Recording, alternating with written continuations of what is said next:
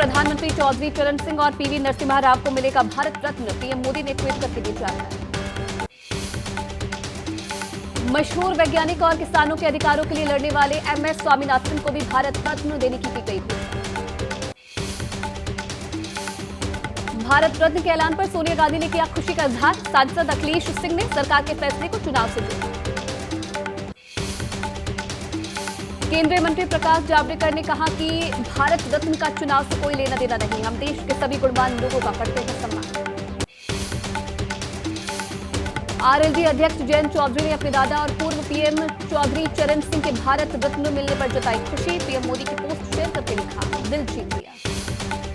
India गठबंधन को लग सकता है एक और झटका, आरएलडी और बीजेपी की डील हुई पक्की, सूत्रों के हवाले से खबर, आरएलडी को मिलेगी 2 लोकसभा और 1 राज्यसभा की सीट।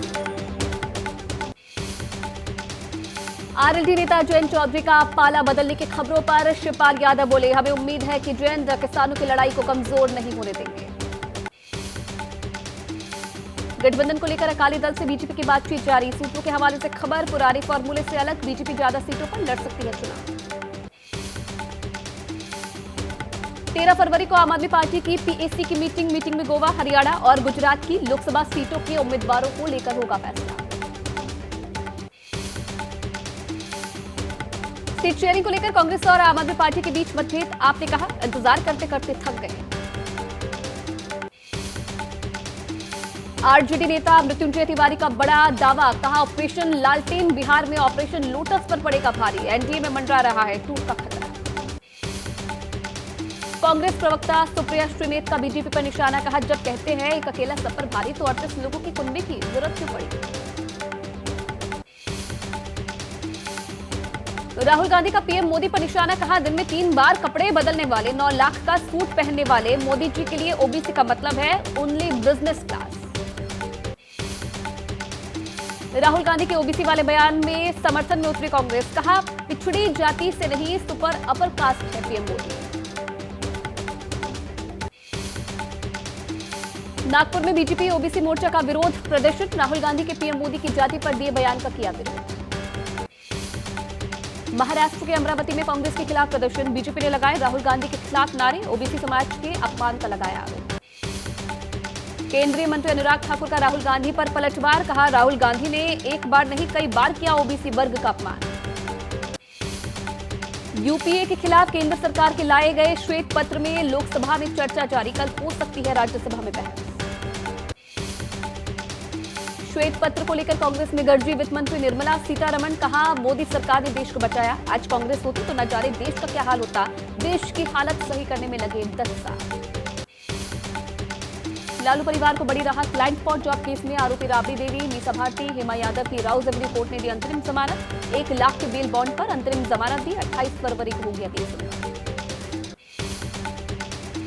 दिल्ली के सीएम अरविंद केजरीवाल ने कोंडली विधानसभा में नए स्कूल भवन का शिलान्यास किया, एक्स पर लिखा तुम जितने समन भेजोगे हम उतने स्कूल बनाएंगे।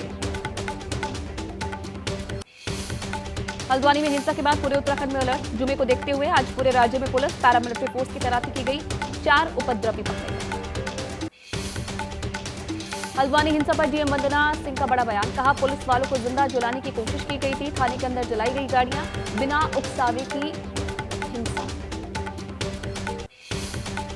तनाव के बाद हल्द्वानी में लगाया गया कर्फ्यू, हिंसा में अब तक 2 उपद्रवियों की मौत, 100 से ज्यादा घायल, इंटरनेट सेवा भी बंद। हल्द्वानी में हुए बवाल को लेकर यूपी के मेरठ में भी अलर्ट घोषित, संवेदनशील और अति संवेदनशील इलाकों में जवानों ने किया फ्लैग मार्च, फोर्स तैनात। हल्द्वानी हिंसा पर गरमाई सियासत, गिरिराज सिंह ने कहा कि अगर कोई कानून हाथ में लेगा तो उससे निपटने की तैयारी भी सरकार ने कर ली।